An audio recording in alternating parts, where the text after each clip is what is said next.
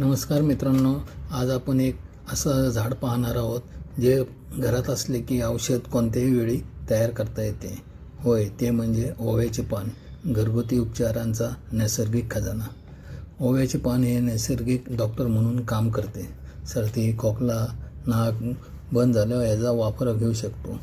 Gas, अपचन, पोटदुखीवर काढा पण करू शकतो. दमा व घशातील खवखव ती कमी करण्यासाठी ह्याची मदत होते. पचन सुधारण्यासाठी ताजे पान चावून खाल्ले तरी चालतं.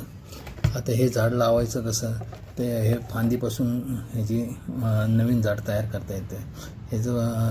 ही जी पानं ताजी टवटवीत असतात ती चावून खाल्ली तरी चालतात. त्याला फुलं पण लागलीत बघा, अशी निळ्या रंगाची फुलं. हे असं हे बहुगुणी औषधी झाड ओवा, त्याची भजी पण करून खाता येते. आणि हे पानांची भजी, भाजी हे सगळं आपल्या आहारात खाता येते.